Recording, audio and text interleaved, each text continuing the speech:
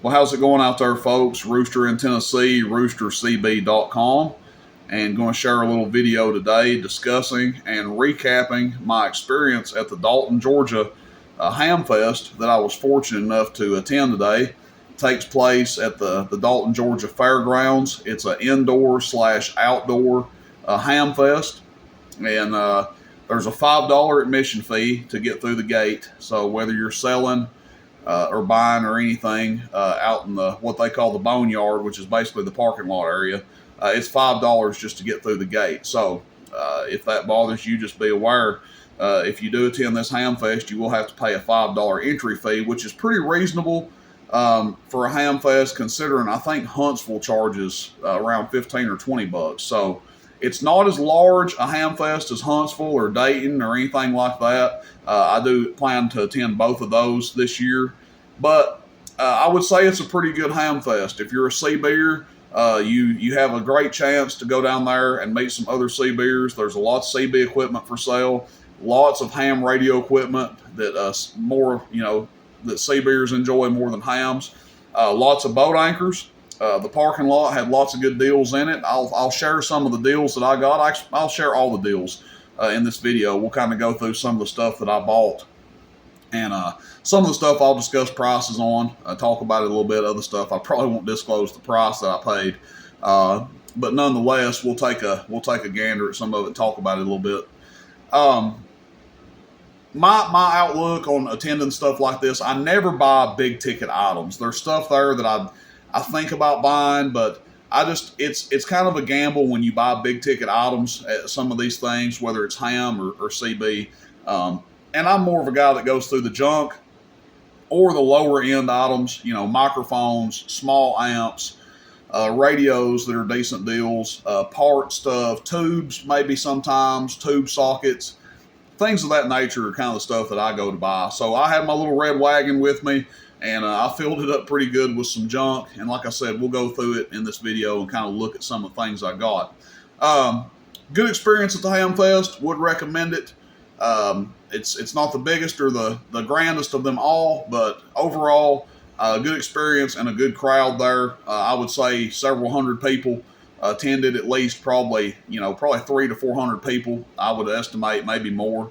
But lots of CBers there, guys. Lots of CB people, lots of hams, and everybody was getting along just fine.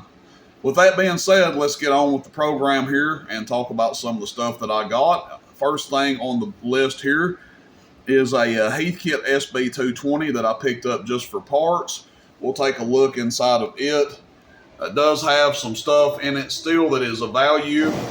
Two Johnson tube sockets, which are probably a little bit higher quality than the new ones you get now, which aren't the worst, but some pretty good parts in here. Your tuners, transformer, the meters in it, probably not so much. This one's kind of boogered up, and this one obviously is going to be no good. Band selector is not seized up, so that's nice. And we can take a look at the bottom side of it here.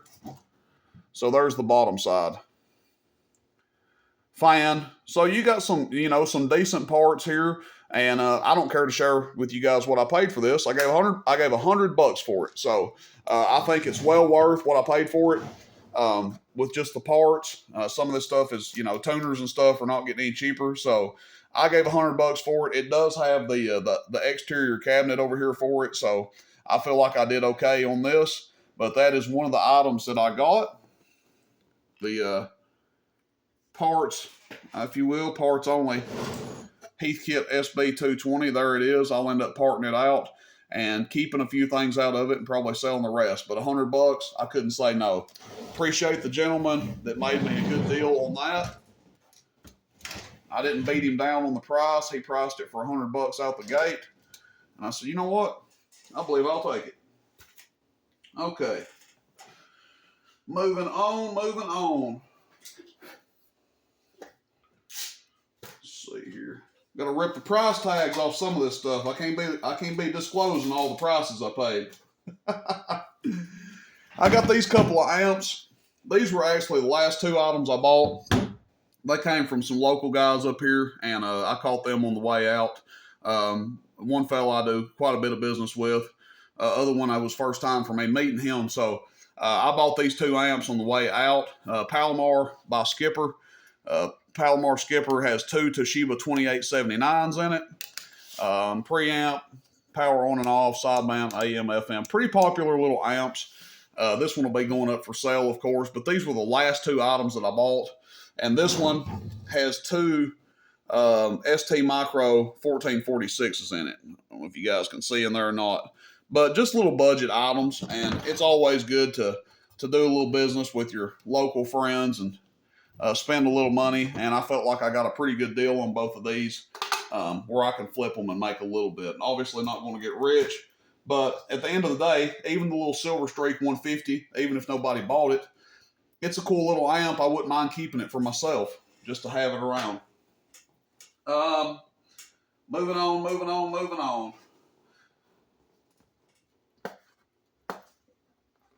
Let's see here. I'll just leave the price on this. I'm probably going to keep this. This is just a tube socket that I got, SK410. I believe this is a 500Z socket, a little bit different style. New old stock. Again, this is the type of stuff I like to buy sometimes. I like this style tube socket pretty well. They generally go for 45 or 50 bucks. A fella was asking $25, and I said, man, I'll give you 20 bucks for it. I said, I'd really like to buy 2 of them. I said, heck, if you had 2, I'd probably give you 50 bucks for 2 of them. I said, but being you just got 1, I'll give 20 bucks for it. So $20, can't go wrong. I didn't think so anyway. So I need another one of these because I'll probably do a 2-tuber with them. But didn't think I could go wrong for 20 bucks there. One of my favorite little watt meters. I kind of hoard these things. If you see these, I would recommend getting them. This is the Radio Shack 2,000 watt meter. Reads 20, 200, and 2,000. If you don't plan to run over 2 kW, you'll be hard pressed to find a better little budget watt meter than one of these. Excellent little meter. Reads average and PEP.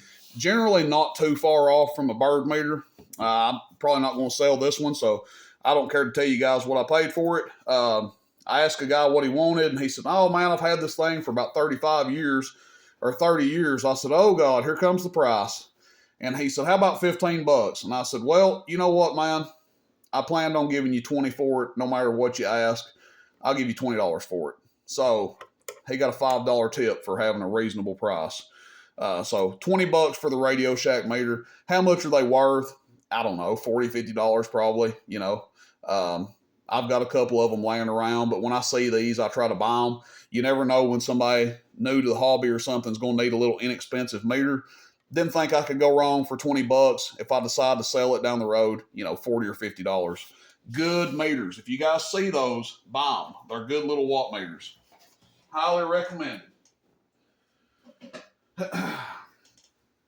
Okay, this Galaxy 73 bought, supposed to be good working shape. You know, it's got some wear and tear on it, but these are a little bit rare.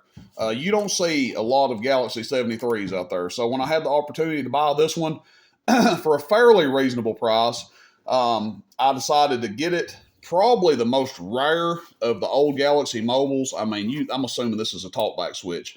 You just do not see these radios. So we'll hook this one up, probably end up selling it, wipe it down, clean it up a little bit. You know, the guys told me that it worked, no issues with it. We'll see if they were fudging me or telling me the truth. But seemed like a couple of nice fellas, but you never know. We'll see. I tried to buy this radio in a package deal with 2 more Galaxy 88s. But we couldn't negotiate on the price a little bit. You know, couldn't get the price to go my way. No hard feelings. That's how it goes sometimes. But Galaxy DX73V, you don't see a lot of them. So when I had the chance to buy this one for a fairly reasonable price, I jumped on it. And again, it's a gamble. You know, it could be wasted money, but for what I gave for it, it's a risk I'm willing to take.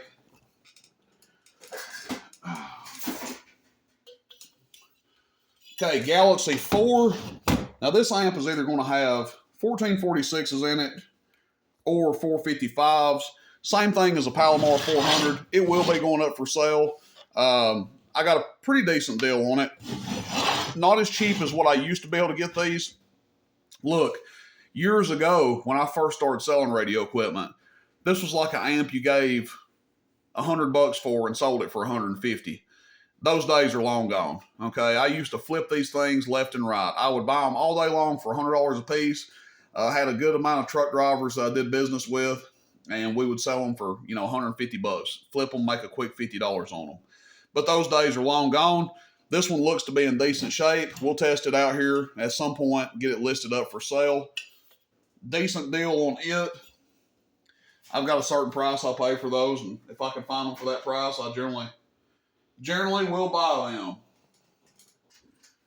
Okay.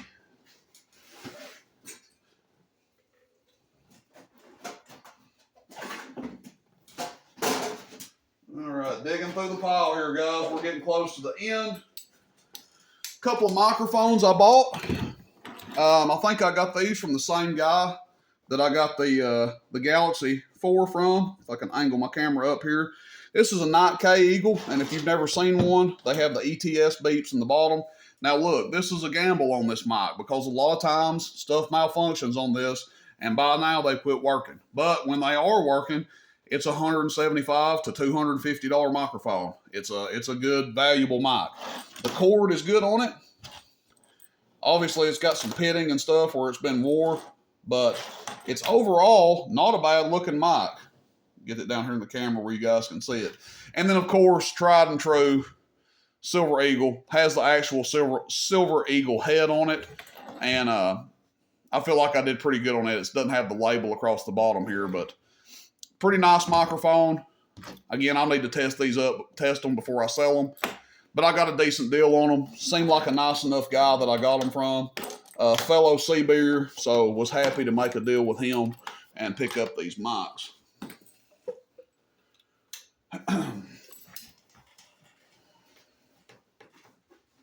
Oh, okay.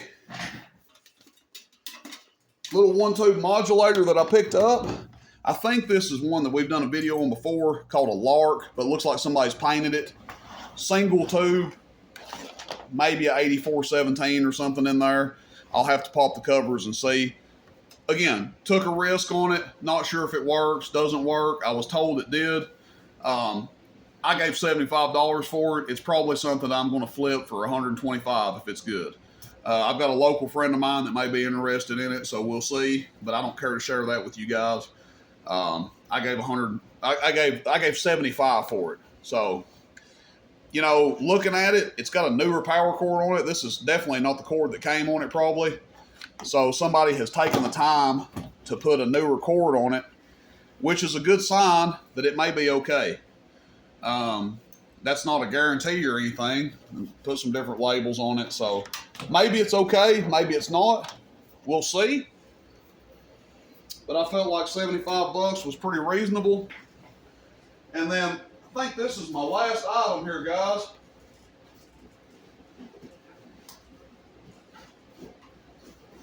Okay. So this, I couldn't say no to this. Now, I didn't need it, but it was so damn unique and I've never seen one. I just couldn't say no. This thing caught my eye on the way out of the Hamfest. I think it was the second to last item that I bought. And it's pretty cool. It's a Lafayette little amplifier, HA270. I've never seen one before. It's a mobile amp, but it comes with the power supply. So PS55 power supply, which also doubles kind of like a stand. So it's a really cool little outfit here. I don't know what tubes it has in it. I'll have to pop the covers and see. The guy did tell me that it's currently tapped on the tank coil for 6 meter, but that it's easily tappable for 10/11. Got it off a ham operator. Had a pretty cool conversation with him talking about some other vintage radio equipment. That'll plug in right there. And then you just got a 110 volt cord for the power supply. But had a pretty cool conversation with him talking about some old radio equipment, some stuff that was actually made up the road in Knoxville, Tennessee. He had a cool story he told me about a college professor that was building CB amps back in the day, and that he had some of his college students actually building the amps assembling the amps in his basement. So that was kind of cool. And, you know, this was just an item that I couldn't really pass up on. And it may come up for sale or it may be a shelf ornament. I hope to do a video on it in the future. We'll test it out on 11 meter and see how it does. But Lafayette HA-270 with the model PS-55 power supply. And I thought this was a pretty cool little outfit to get here. Caught my eye. And I said, you know what? I'm just buying that because I've never seen one before. And it looks pretty cool. So that's all I got, guys. I didn't, you know, maybe you expected that I probably bought more or different kinds of items. I don't know. But I felt like I did pretty well. I got down there. What time did I get there? Close to 10 o'clock. So I'm sure I missed some of the early bird specials. So, you know, the early bird gets the worm at these Hamfest. I'm sure I missed out on some stuff. One of my buddies up here that I do a lot of trading with, I know he had a load of equipment. He made out pretty good. He got like a Stonewall Jackson and some other stuff. Another friend of mine bought a set of Brownings that are supposed to have been gone through. So we'll see how that turns out for him. But overall, like I said, a good experience at the Hamfest. And I look to go to more of these and more CB breaks. I've kind of neglected that in the past, but I'm going to try to get out and do some more. I wished I had time to do a video of the actual Hamfest, but I tell you guys, I was so busy talking to different people and buying stuff and wheeling and dealing that I really just didn't have time to break out the phone and walk around doing a video. So overall, good experience. If you're ever in the area of Dalton, Georgia, or you're not too far away, I would say it's worth the drive to go. If you're a CB or ham operator, I would say it's worth it because you got a little bit of both down there. Okay, hope you guys enjoy the video. Let me know what you guys think about some of this equipment that I got. Good, bad, indifferent. You think it's cool? You think it's lame? Let me know what you guys think. All right, guys, have a good one out there. Rooster and 10, roostercb.com. See you, bye.